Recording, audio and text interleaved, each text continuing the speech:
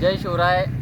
जालना जिल्हा परिषद अंतर्गत जिल्ह्यातील 92 जिल्हा परिषद शाळांमध्ये CCTV कॅमेरा संच बसवण्याचे काम श्री स्वामी समर्थ मल्टी सर्व्हिसेस या कंपनीला दिले होते.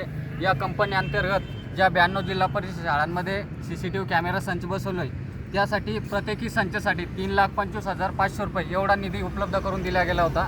त्यातील केवळ 25,000 ते 30,000 रुपये किमतीचे त्यांनी CCTV संच बसवला आहे आणि बोगस बिल बनवून जवळपास 2,99,46,000 रुपये एवढं टेंडर होतं.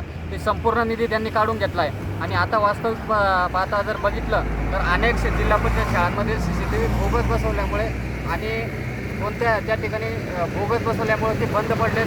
अनेक शाळांमध्ये ते चालू नाही आणि रिपेअर करण्याचं काम देखील त्यांच्याकडे दिलं गेलं होतं. ते रिपेअर देखील त्यांनी आतापर्यंत केले नाही. त्यामुळं आज आम्ही जिल्हा परिषद समोर या ठिकाणी उपोषणाला बसलो आहे. उपोषणाचा उद्देश हाच आहे की श्री स्वामी समर्थ मल्टी सर्व्हिसेस आणि संबंधित जे काही व्यक्ती असेल, अधिकारी असेल, त्यांची चौकशी करून त्यांची कारवाई करण्यात यावी.